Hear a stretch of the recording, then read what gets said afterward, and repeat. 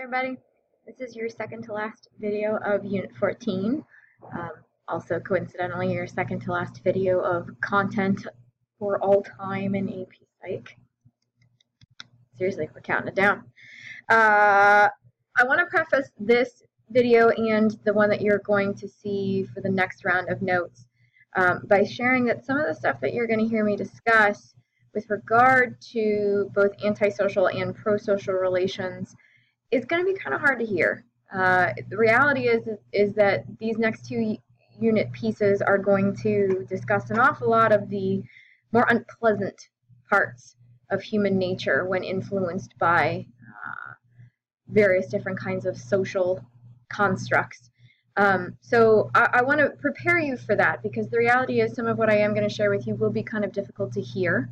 But one of the good things that I love about this content as well is that it makes us far more aware of our behaviors, but also those of others, so that ultimately can end up impacting us in far more positive ways in the long run, because we're far more capable of understanding others, and also being capable of involving ourselves to help if we know that these things are going to present themselves in certain circumstances.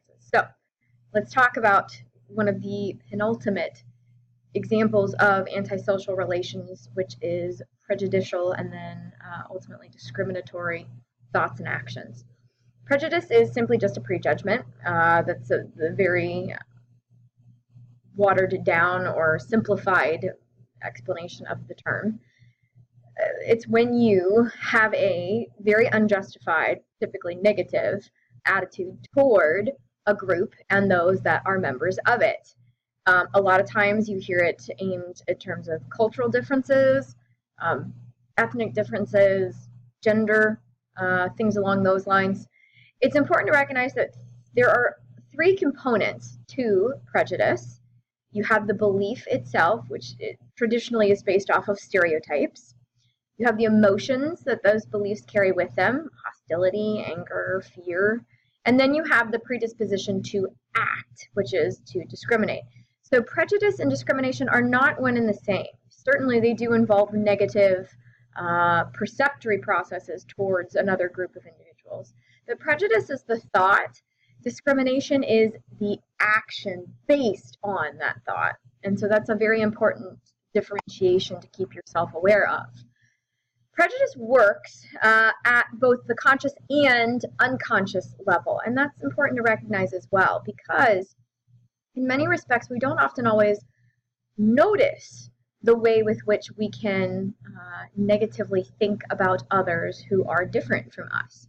So prejudice is, for all intents and purposes, more like a knee-jerk response than a conscious decision, and that is very much something that is supported by psychologists and sociologists.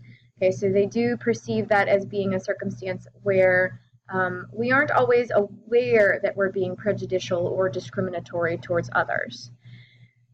That lends you towards the issue of trying to figure out what is the cause of prejudice. Why does it arise? Why does it exist in the first place? There's lots of different theories out there for its existence in the first place. Circumstances of the haves versus the have-nots, inequalities, those that are the haves wanting to justify their what they have, and at the expense of the have-nots, for example, that could certainly carry some merit to it. There are differences in social divisions and identities. You know, the realities are that much of our history has been based on divisions racially and via gender. There's things like emotional scapegoating, and we'll talk about scapegoating in a second.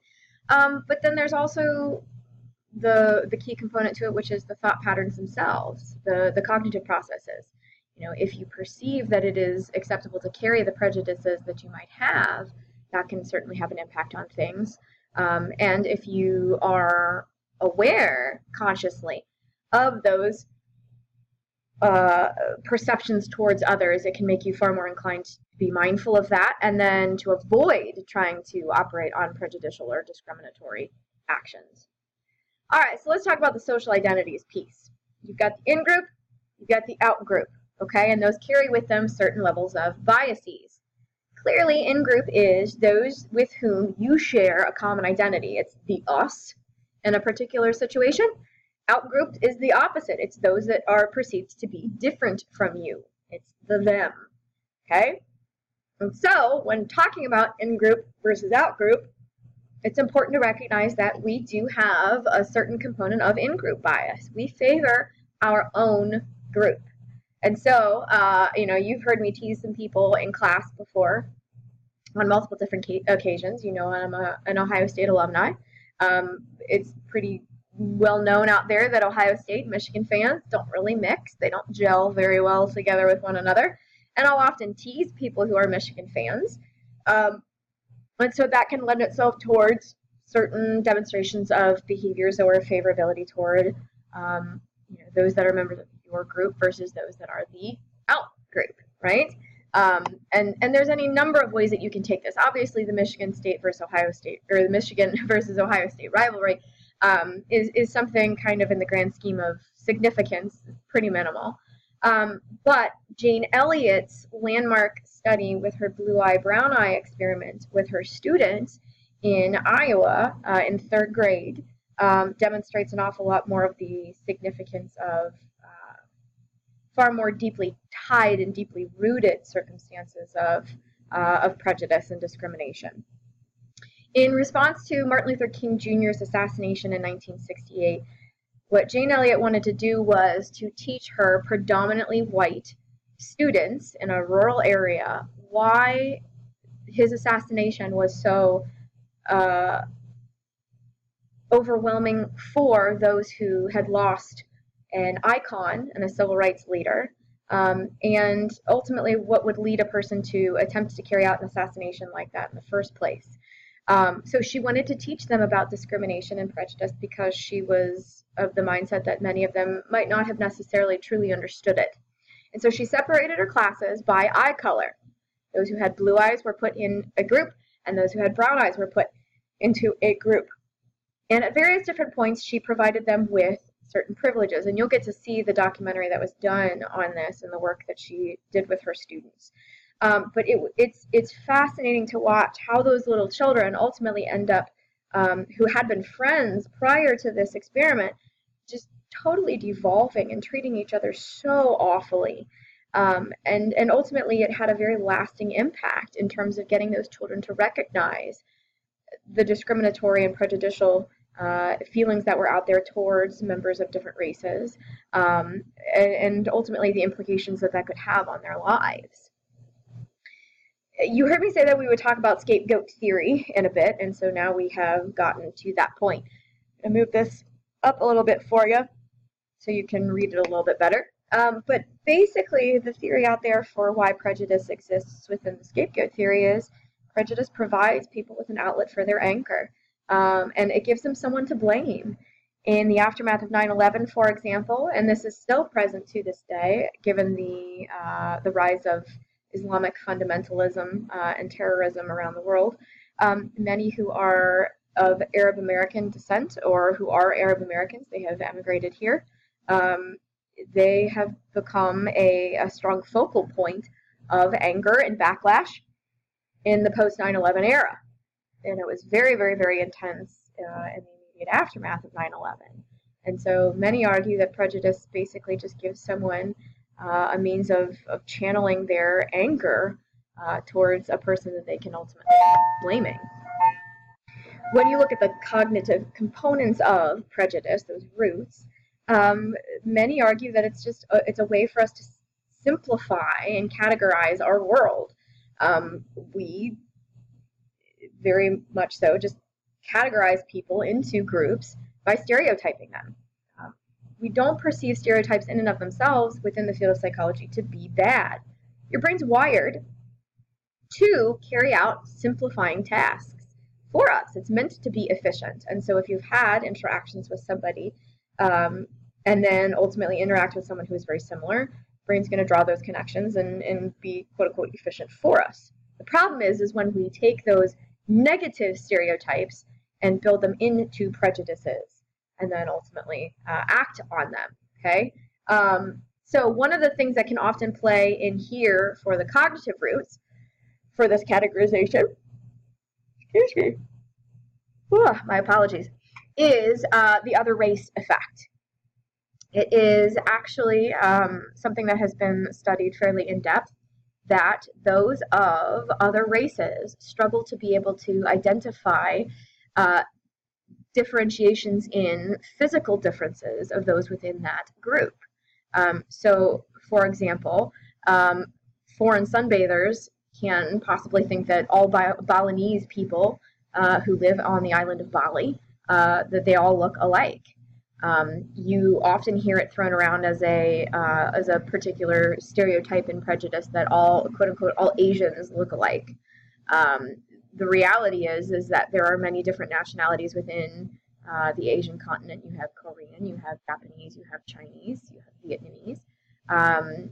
But to people of Western culture, of white culture, all of those individuals look the same.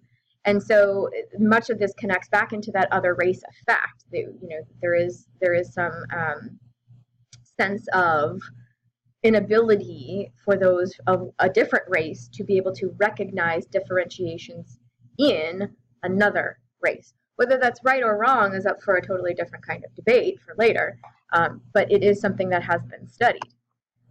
It's also important to look at the issues of a very, very important social psych concept, which is the just world phenomenon. We believe that the world operates in just principle. So you get what you give and you give what you get. All right. So you have often heard that phrase, people get what they deserve. And so a lot of times that's what ends up being kind of used and facilitated to emphasize prejudicial behavior. It's not out of the ordinary, for example, for you to see circumstances of the just world phenomenon presented in circumstances of sexual assault or rape. For example, that women, by dressing in a particular manner, are asking for it, or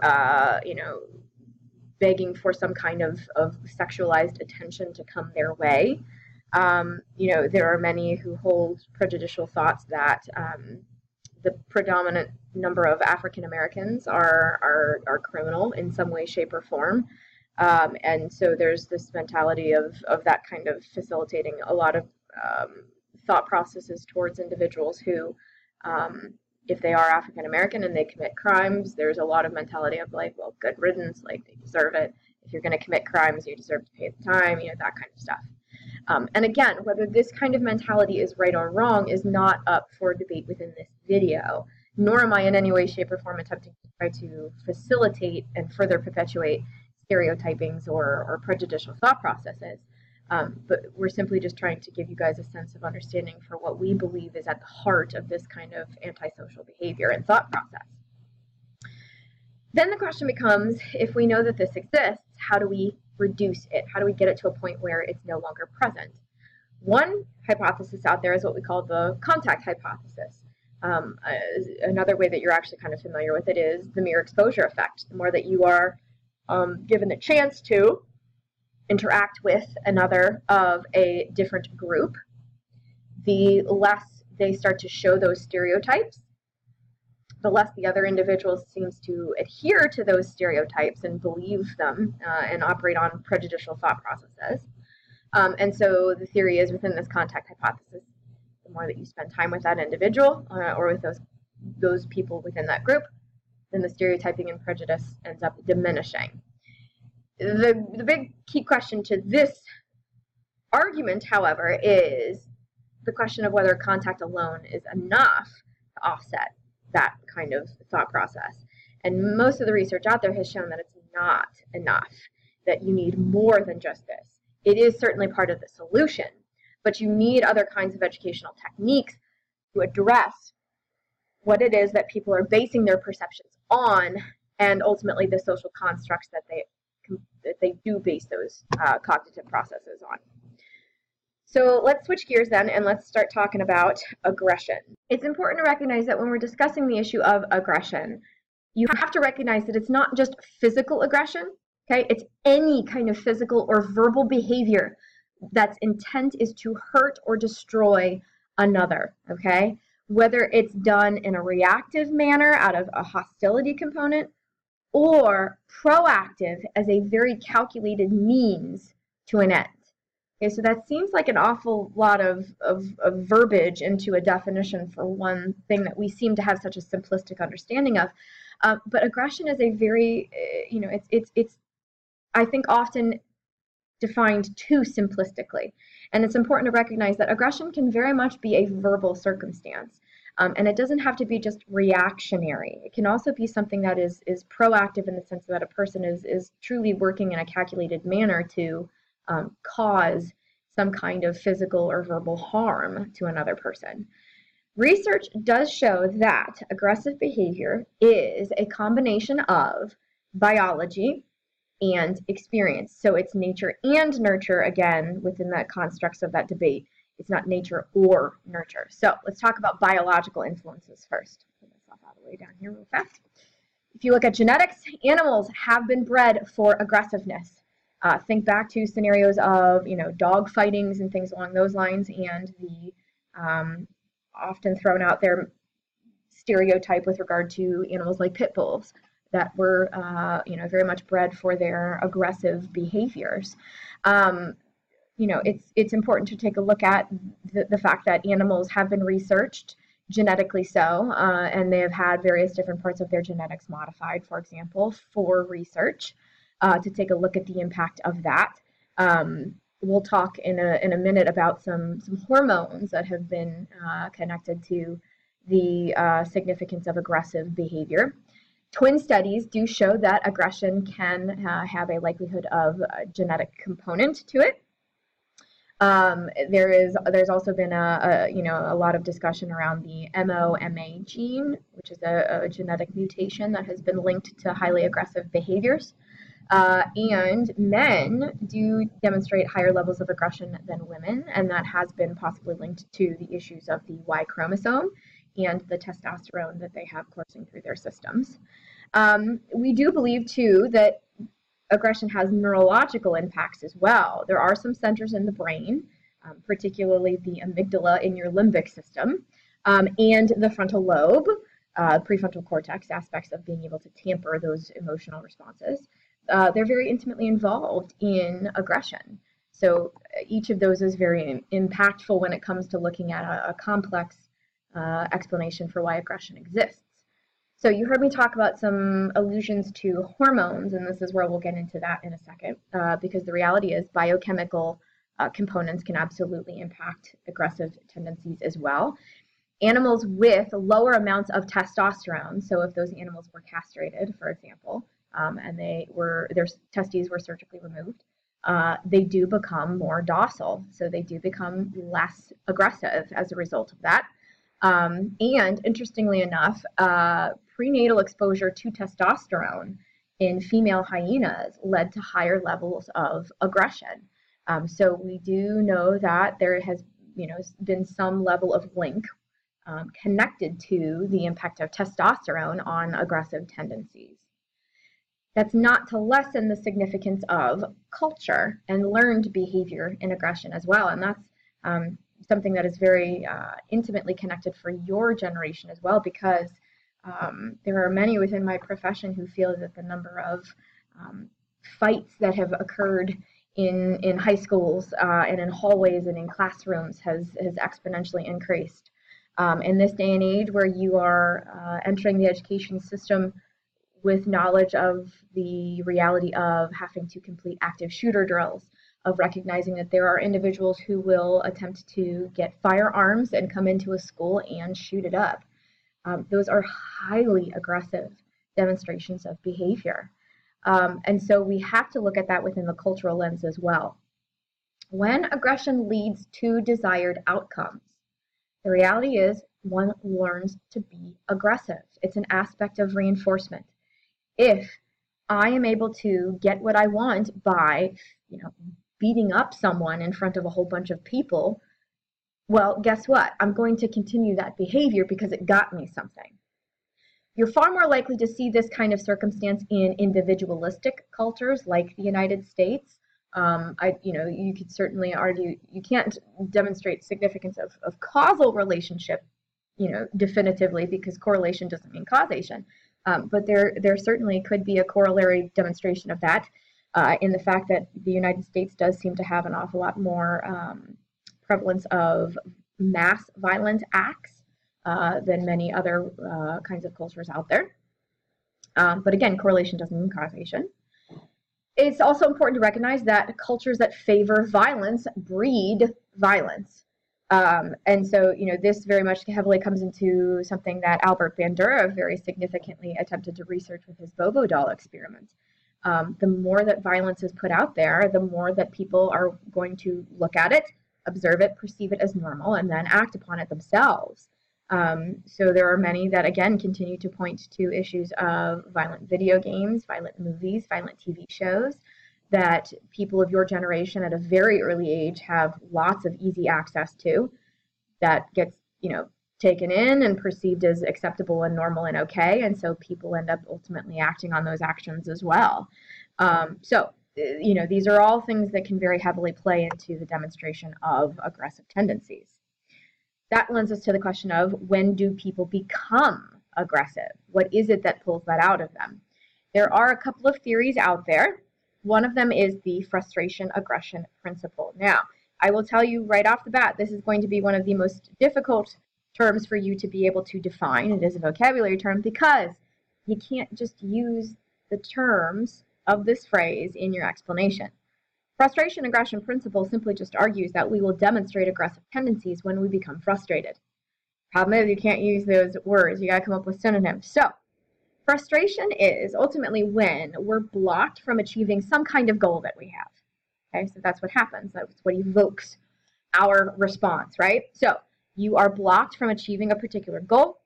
That leads to the creation of anger. And so then we will act on that anger via aggressive tendencies. Okay, so people, according to this principle, don't become aggressive unless they're frustrated. Most research shows that this is just a little too simplistic of an explanation, okay, and very general in that regard too.